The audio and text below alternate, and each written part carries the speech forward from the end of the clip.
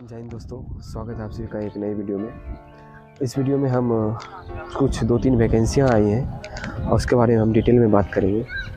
और ये वैकेंसी ऐसी वैकेंसी है जिसके बारे में बहुत सारे लोगों को पता नहीं होता है, तो उसी वैकेंसी के बारे में हम इस वीडियो में बात करेंगे। और वैकेंसी के बारे में बात करने से पहले मैं आप लोग को एक छोटी सी कहानी सुना देता हूँ। कहानी ये है कि मैं एक रील्स देख रहा था जिसमें एक एंकर थी, कोई एंकर, मुझे पता नहीं उनका नाम, और एक रतन टाटा जिनका नाम आप बखूबी जानते होंगे। एंकर रतन टाटा सर का इंटरव्यू ले रही थी, तो उसने एक क्वेश्चन पूछी कि सर आप इतने अमीर क्यों हैं, मतलब उनका व्यू था कि आपके पास इतने पैसे कैसे हैं, आप इतने रिचेस्ट क्यों हैं, ऐसा पूछना चाह रही थी। ऐसा पूछी उसने, तो रतन टाटा सर ने अपने जेब से अपना जो चेक बुक था वो चेक बुक निकाला और एक ब्लैंक चेक फाड़ा उससे, और ब्लैंक चेक पे अपना सिग्नेचर करके उस एंकर को दे दिया। उन्होंने बोला कि आपको अमीर होना है ना, तो आपको मैं ये ब्लैंक चेक दे देता हूँ और आपको जितना भी पैसा भरना है इसमें भर के आप ले लीजिए।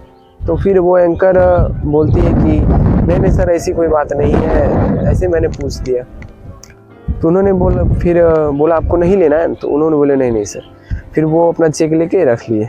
फिर बोलते हैं कि बस देखिए यही अंतर है आप में और यही अंतर है मुझ में, कि मैं कोई भी अपॉर्चुनिटी, कोई भी अपॉर्चुनिटी होता है मैं छोड़ता नहीं हूँ, चाहे छोटा से छोटा अपॉर्चुनिटी हो या फिर बड़ा से बड़ा अपॉर्चुनिटी।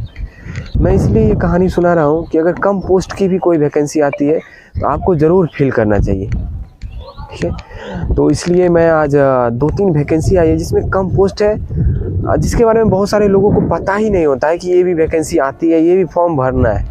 तो आपको ये फॉर्म भरना चाहिए। अगर आप जेन्युइन पर्सन है तो आप ज़रूर इस फॉर्म को फिल कीजिए। हो सकता है कि आपका भाग्य इसी जॉब में हो तो आपकी जॉब लग जाए। तो ठीक है, बात करते हैं। अभी हम मोबाइल स्क्रीन की रिकॉर्डिंग के थ्रू आपसे बात करेंगे, आपको दिखाएंगे कि क्या है डिटेल इसकी, ठीक है। तो आगे देखते रहिए। दोस्तों, बात करते हैं पहली वैकेंसी के बारे में। पहली वैकेंसी LIC की तरफ से, जिसमें आपको टोटल वैकेंसी दी गई है 300, और SC जिसमें करंट ईयर दिखाया गया है, SC के लिए 46, ST के लिए 22, OBC के लिए 70, EWS के लिए 27 और UR के लिए 112, टोटल 277 पोस्ट शो किया गया। और ब्लैक लॉग में टोटल 23 पोस्ट, मतलब 300 पोस्ट टोटल है इसमें। तो अब हम आगे बात कर लेते हैं इसके बारे में डिटेल में। तो सबसे पहले हम बात करेंगे इसकी डेट के बारे में। सबसे पहले इसकी जो ऑनलाइन रजिस्ट्रेशन होगी वो 15/1/2023 से लेके 31/1/2023 के बीच में इसकी ऑनलाइन रजिस्ट्रेशन होगी। दूसरा जो है last date for online registration 31/1/2023 है।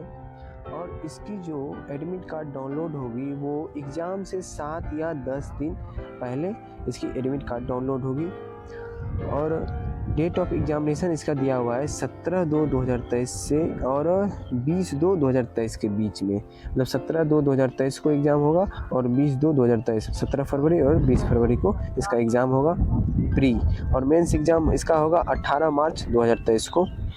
आगे बात कर लेते हैं इसकी एज के बारे में।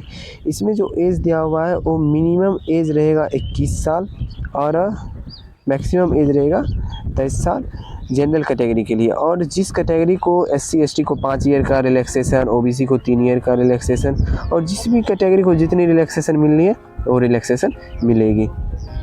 अब आगे हम बात कर लेते हैं इसकी सैलरी क्या रहेगी। इसकी बेसिक पे जो है 53,600 रुपये पर मंथ स्केल से लेके 90,630 रुपये तक जाएगी इसकी सैलरी। तो लगभग अप्रॉक्सीमेटली 92,870 रुपये की सैलरी इसकी बनेगी। और इसमें ग्रुप A क्लास में जिसका पोस्ट होगा उनके लिए, A क्लास D के लिए, और ग्रुप पर्सनल एक्सीडेंट इंश्योरेंस और ग्रुप मेडिक्लेम, जो भी है बहुत सारा जितने भी क्लेम होते हैं सारे क्लेम इसमें कर सकते हैं आप। आगे बात करते हैं इसमें चार्ज कितना है, एप्लीकेशन चार्ज। जो SC ST या PWBD कैंडिडेट हैं उनके लिए 85 रुपये फॉर्म भरने की चार्ज है, प्लस जो ट्रांजेक्शन चार्ज आपको लगेगी वो चार्ज, और प्लस में GST लगेगी। और जो अदर कैंडिडेट हैं उनके लिए एप्लीकेशन फ़ी जो है 700 रुपये है और ट्रांजेक्शन चार्ज लगेगी और जीएसटी जो लगनी है वो जीएसटी लगेगी। ठीक है, अब बात कर लेते हैं कि इसका सिलेक्शन प्रोसेस क्या है, सिलेक्शन प्रोसीड्यूर। ठीक है, सिलेक्शन प्रोसेस है, सबसे फर्स्ट में आपको फॉर्म भर दीजिएगा और उसके बाद आपका एग्ज़ाम होगा। एग्ज़ाम तो मैंने बता दिया कि 17 फरवरी और 20 फरवरी को होगा। तो एग्ज़ाम में क्या सिलेबस रहेगा उसके बारे में बात कर लेते हैं। सबसे पहला सिलेबस है रीजनिंग एबिलिटी, जो कि 35 क्वेश्चन रहेंगे, 35 मार्क्स के रहेंगे। ये आप हिंदी या इंग्लिश दोनों में अटेम्प्ट कर सकते हैं। इसमें मिनिमम क्वालिफाइंग मार्क्स दिया गया है। SC ST के लिए 16 मार्क्स, कम से कम 16 मार्क्स SC ST को लाना होगा और अदर जितने भी कास्ट हैं उन्हें कम से कम 18 मार्क्स लाना होगा। टाइम दिया जाएगा 20 मिनट। ठीक है, अब बात कर लेते हैं मैथ के बारे में। मैथ में दिया हुआ है 35 क्वेश्चन रहेंगे, 35 मार्क्स के रहेंगे।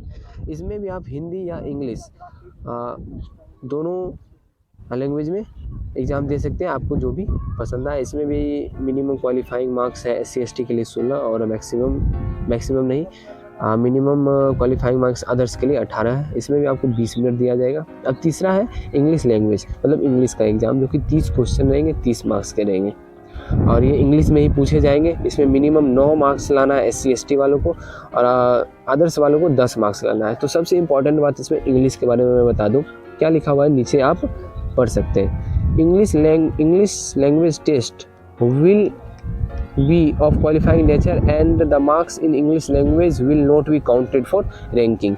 मतलब कि इंग्लिश लैंग्वेज जो है सिर्फ क्वालिफाइंग नेचर का है, इसका मार्क्स आपके रैंकिंग में काउंट नहीं किया जाएगा। और दूसरा दिया हुआ है candidate equal to 20 times of numbers of vacancy in each category subject to availability will be shortlisted for mains exam. मतलब कि जो भी कैंडिडेट है 20 गुना कैंडिडेट चूज किए जाएंगे इसमें से मेंस के लिए। ठीक है, अब हम बात करते हैं मेंस में क्या है। मेंस जो ऑब्जेक्टिव टेस्ट होगा और प्री भी ऑब्जेक्टिव ही होगा। तो मेंस में 300 मार्क्स के रहेंगे और इसमें डिस्क्रिप्टिव टेस्ट फॉर 25 मार्क्स, इसमें डिस्क्रिप्टिव भी रहेगा 25 मार्क्स का। ठीक है, आगे देख लीजिए, objective and descriptive test will be online. ठीक है, अब हम बात कर लेते हैं इसमें इसकी क्या रहेगी सिलेबस। मेंस का सिलेबस, सबसे फर्स्ट सिलेबस है रीजनिंग का। रीजनिंग में आपके 30 क्वेश्चन रहेंगे, 90 मार्क्स के रहेंगे। इसमें आप हिंदी या इंग्लिश कोई भी मीडियम चूज कर सकते हैं। मिनिमम क्वालिफाइंग मार्क्स, मतलब कम से कम 40 नंबर आपको लाना होगा SC ST वालों को और अदर्स जो भी कास्ट वाले उन्हें कम से कम 45 नंबर लाना होगा। इसमें आपको 40 मिनट दिए जाएंगे। दूसरा सब्जेक्ट है जनरल नॉलेज और करंट अफेयर्स। इसमें आपको 30 क्वेश्चन दिए जाएंगे, 60 मार्क्स के रहेंगे। इंग्लिश या हिंदी कोई भी आप चूज कर सकते हैं। SC ST वालों को कम से कम 27 नंबर लाना होगा, अदर्स कैंडिडेट को 30 नंबर लाना होगा कम से कम और इसमें ड्यूरेशन है 20 मिनट का। तीसरा है डाटा एनालिसिस एंड इंटरप्रिटेशन। इसमें आपको 30 क्वेश्चन दिए जाएंगे, 90 मार्क्स करेंगे। हिंदी या इंग्लिश कोई भी सब्जेक्ट आप कोई भी लैंग्वेज आप चूज कर सकते हैं। 40 मार्क्स कम से कम आपको लाने होंगे SC ST वालों को और 45 मार्क्स कम से कम लाने होंगे अदर लैंग्वेज वाले को और इसमें आपको 40 मिनट दिए जाएंगे। अगला insurance and financial market awareness. इसमें आपको 30 क्वेश्चन रहेंगे, 60 मार्क्स के रहेंगे। हिंदी या इंग्लिश कोई भी सब्जेक्ट कोई भी लैंग्वेज आप चूज कर सकते हैं। 27 मार्क्स कम से कम SC ST में लाना होगा और अदर्स जो भी कैंडिडेट है उन्हें 30 मार्क्स कम से कम लाना होगा। इसमें आपको 20 मिनट दिए जाएंगे। टोटल 2 घंटा दिया जाएगा और 120 क्वेश्चन रहेगा और टोटल 300 नंबर का एग्ज़ाम रहेगा मेंस। और 5वां सब्जेक्ट इंग्लिश लैंग्वेज दिया होगा फिर से, जिसमें आपको सिर्फ इसमें ऐसे राइटिंग लिखना होगा, जिसमें 2 क्वेश्चन दिया जाएगा, 25 नंबर का लगभग रहेगा और इंग्लिश में ही ये रहेगा, जिसमें कम से कम 25 में से 9 मार्क्स लाना होगा SC ST वालों को और कम से कम 10 मार्क्स लाना होगा अदर लैंग्वेज वाले को, जिसमें आपको 30 मिनट दिए जाएंगे। अब यहाँ पे फिर से एक इम्पॉर्टेंट चीज़ है, descriptive test of English language ETC will be qualifying nature and the marks in English language will not be counted for ranking. फिर से यही बात बता दिया कि जो भी डिस्क्रिप्टिव टेस्ट होगी, मतलब इंग्लिश का जो लैंग्वेज का ऐसे टेस्ट लिया जा रहा है और उसका सिर्फ आपको क्वालिफाई करना, मतलब कि जो भी SC ST वाले हैं उन्हें कम से कम 9 मार्क्स लाना है 25 में से और जो अदर्स कैंडिडेट है उन्हें कम से कम 10 मार्क्स लाना है। अगर 10 से 11 मार्क्स आप ले आते हैं तो आप इसमें क्वालिफाई कर गए हैं। तो ये जो है इसे रैंक में काउंट नहीं किया जाएगा। ठीक है, तो अब आगे बात कर लेते हैं कि ये फॉर्म कैसे फिल होगा, इसका फॉर्म फिल करने का प्रोसेस क्या है। आपको अगर इसका फॉर्म फिल करना है तो आपको जाना होगा www.licindia.in पर, ठीक है। तो इस पर आप जाके ये फॉर्म आराम से फिल कर से, इसका ये पर्सनल वेबसाइट है। इस पर जाके आप आराम से फॉर्म फिल कर दें। और कोई भी समस्या हो इसके बारे में तो आप मुझे कमेंट कर सकते हैं, आपको मैं सारी जानकारी दे दूंगा इसके बारे में, ठीक है दोस्तों। मिलते हैं अगली वीडियो में। जय हिंद।